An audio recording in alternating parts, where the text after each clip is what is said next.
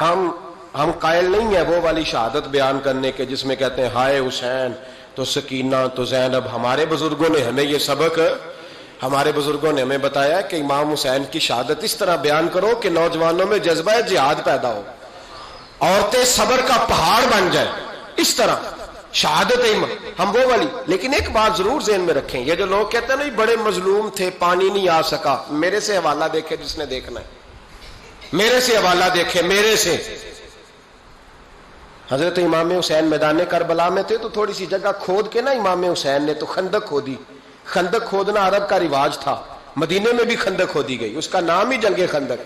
تو خندق کھود کے نا آگ جلائی جاتی تھی، یہ حفاظت کا ایک ذریعہ تھا تاکہ دشمن نہ آئے. تو امام حسین نے اپنے خیمے کے سامنے خندق کھود کے اس میں آگ جلائی تاکہ پردہ رہے، عورتوں کے پاس کوئی دشمن نہ آئے. تو ایک شخص سامنے کھڑا ہو کے کہنے لگا حسین تو نے دنیا میں ہی آگ جلا لی ہے. معاذ اللہ ثم معاذ اللہ کہنے لگا آگے تو آگ ملے گی، یہاں جلا لی ہے. تو امام حسین کہنے لگے میں حکم دیتا ہوں آگ کو کہ تجھے ابھی پکڑ لے. لوگ کہتے ہیں مظلوم تھے، میں حکم دیتا ہوں آگ کو تجھے ابھی پکڑ لے. یہ لفظ امام حسین نے کہے. میں 3 کتابیں تو میری لائبریری میں ابھی ہیں جن میں حوالہ ہے، 3 کتب سے، اور آج کل پرسوں کی کتاب نہیں، سینکڑوں سال پرانی. جب کہا نا میں حکم دیتا ہوں تو وہ آدمی گھوڑے سے نیچے گرا، گھوڑے سے نیچے گرا اور گھوڑے کی رکاب کے اندر اس کا پیر الجھا.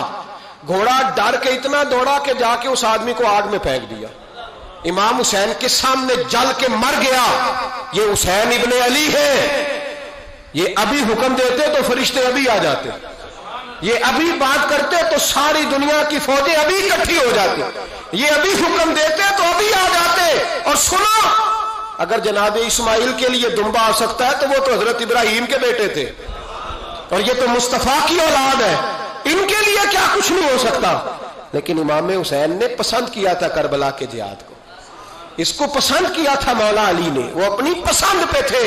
کوئی آدمی اس طرح نہ بیان کرے کہ بڑے مظلوم تھے تو بڑی مشکل میں تھے تو بڑا روتے تھے بڑے، اور کوئی شخص ایسی بات. یہاں تو تماشا لگ گیا ہے، تماشا لگ گیا ہے. ایک وہ ہے جو آج کل کہہ رہے ہیں بس جی وہ تو 2 شہزادوں کی جنگ تھی، انہیں بھی شرم نہیں آتی، اور ایک ممبروں پہ چڑھے ہوئے ہیں، چہرے پہ داڑھی کوئی نہیں، سر پہ ٹوپی کوئی نہیں، بازاری سا انداز ہے، کبھی دوڑ کے ادھر جاتے ہیں، کبھی بھاگتے ہیں، کبھی کہتے ہیں اونچا بولنا، پیروں پہ کھڑا ہونا. یہ لوگ بیان کریں گے امام حسین کی بات، یہ لوگ بیان کریں گے.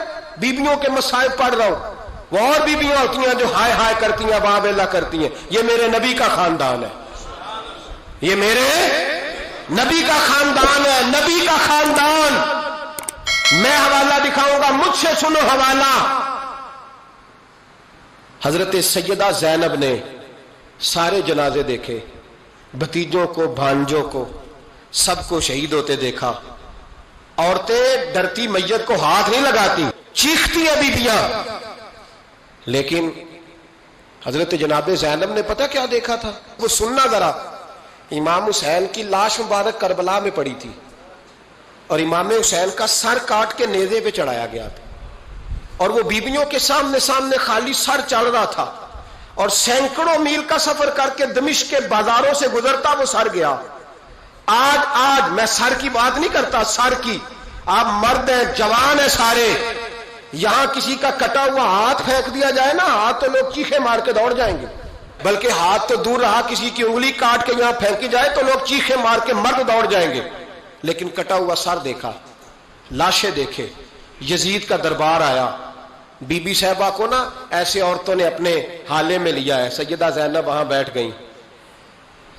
تو جب بولا نا یزید دربار میں، کہنے لگا کہ دیکھو اللہ نے عزت والوں کو عزت دی، معاذ اللہ ثم معاذ اللہ.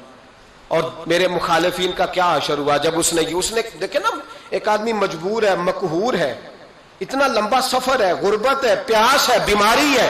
کیا انداز ہے جب اس عالم میں یزید کے دربار میں اس نے گستاخی کی امام حسین کی. یہاں لوگ کہتے ہیں کسی کو کچھ نہ کہو، کہ کیوں نہ کچھ کہیں. جو سیدنا امام حسین کے بارے میں بات کرے گا زبانیں کھینچیں گے اس کی، جو صحابہ کے بارے میں بات کرے گا ہم کرنے دیتے ہیں. یہ کیا بات ہوئی؟ گستاخی کرنا، بے ادبی کرنا، یہ کون سا دین ہے؟ یہ تو تم بے دینی پھیلا رہے ہو.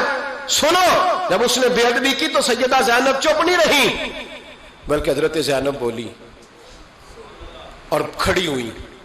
اور آپ نے تلاوت کی قرآن مجید کی اور آیتیں پڑھی، کہنے لگی وَتُعِزُّ مَن تَشَاءُ وَتُذِلُّ مَن تَشَاءُ بِیَدِکَ الْخَیْرُ، اور آپ فرمانے لگی یزید تو کہتا ہے تیرے مخالفین پسپا ہو گئے، تجھے عزت ملی۔ آپ فرمانے لگے یہ تیرا دربار ہے نا، یہ تیرا سجا ہوا ہے نا، تیرا اس وقت ڈنڈا چلتا ہے نا۔ فرمانے لگی چند سال ٹھہر جا، تیرے اوپر لوگ لعنتیں برسائیں گے، اور فرمایا جب جمعے پڑھے جائیں گے تو لوگ میرے حسین کے نام کے خطبے پڑھیں گے۔ فرمایا آج یہ تیرا دربار ہے نا۔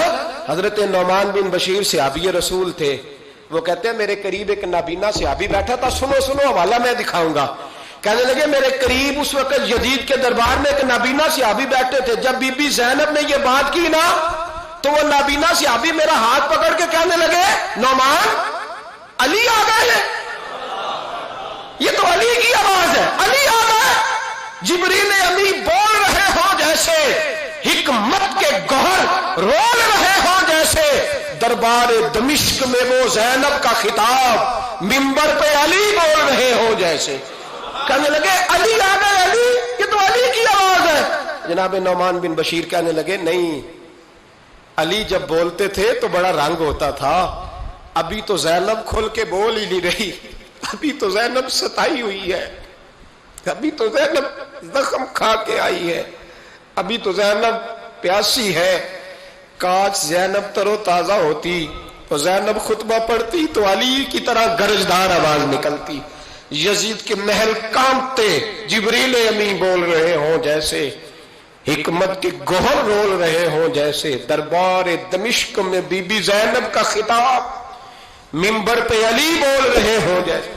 وہ مسکینوں کی طرح منتیں نہیں کر رہے تھے، ہائے پانی ان کا مزاج ہی نہیں تھا، بلکہ وہ دلیر لوگ تھے، دلیر، اور بر موقع بر محل بولتے تھے۔ یزید آیا دربار میں، جب یہ سارا قافلہ وہاں پہنچا تو یزید دربار میں آیا، اور جب وہ دربار میں آیا تو بادشاہوں کا طریقہ ہے، گاڑیاں، اب ہمارے بادشاہوں نے روٹر والی گاڑیاں رکھی ہوئی ہیں، وہ یوں چلتی ہیں، شور ہوتا ہے پیچھے۔ اس زمانے میں کہا جاتا تھا با دبا ملازہ ہوشیار، پیچھے ہٹ جاؤ، نعرے لگنے لگے۔ تو یزید کا ایک ناخلف بیٹا امام زین العابدین سے کہنے لگا تیرا باپ کہاں ہے؟ دیکھ یہ میرے باپ دادا کے نعرے، دیکھ میرے باپ کے نعرے، تیرے کدھر ہے؟ ابھی یہ بات شروع اس نے کی تھی کہ دمشق کی جامع مسجد میں زور کی اذان ہو گئی، اور جب مؤذن نے کہا نا اشہد ان محمد رسول اللہ، تو امام زین العابدین اس کا ہاتھ پکڑ کے کہنے لگے یہ میرے نانا کے نعرے لگ رہے ہیں، اگر تیرا ہے تو بتا، یہ میرے نانا کے نعرے ہیں۔ اور فرمایا تیرے باپ کے 2-2.5 سال لگیں گے، میرے نانے کے قیامت کے بعد بھی لگیں گے، میرے نانے کے نعرے قیامت کے یہ لگتے رہیں گے، لگ رہے ہیں اور لگتے تھے اور لگتے رہیں گے۔ میرے بھائی یاد رکھو، دلیری، ہمت، پہلی بات ان سے پیار کرنا ہے، دوسرا ان کی ہمت، ان کا مقام دلیری کرنا ہے، ان کا کام ہمت کرنا ہے، ان کا کام ڈٹ جانا ہے، کمزوری دکھانا اہل بیت کا طریقہ ہوتی۔ حضرت عباس کے بازوؤں میں درد ہوتی، جناب زینب پھر پریشان ہوتی ہیں کہ ہم تو اس بے حیائی کے خلاف لڑے اور امت ابھی یہ گند کر رہی ہے۔ جو چوکوں میں کھڑا ہوتا ہے نا عورتوں کو تاڑتا ہے، وہ یزید کے طریقے پہ عمل کرتا ہے۔ یہ دلائل ہے، آپ سوچ لیں، اندازہ کر لیں کہ ہم نے کس جماعت میں کھڑے ہونا ہے، اس لیے گند سارا نکالیں۔ امام حسین کا ایک پیغام آج اپنانا بڑا ضروری ہے۔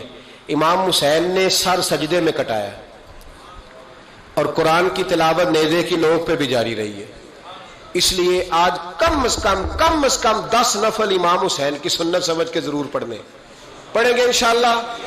جنہوں نے روزہ رکھا ہے بڑا اچھا کیا ہے، چلو جو نہیں رکھ سکے پھر بھی نفلی ہے، کوئی فرض نہیں، کم از کم 3 دفعہ سورت یاسین کی تلاوت آج ضروری ہے امام حسین کے لیے، کریں گے انشاءاللہ تعالی۔ اگر وہ نیزے کی نوک پہ پڑھ سکتے ہیں تو آپ ان کی خاطر بھی تو پڑھ ہی سکتے ہیں نا۔ تو بہت ضروری کام آج نفل پڑھنا ہے، اور بہت ضروری کام آج قرآن پاک کی تلاوت کرنا، کریں گے انشاءاللہ تعالی۔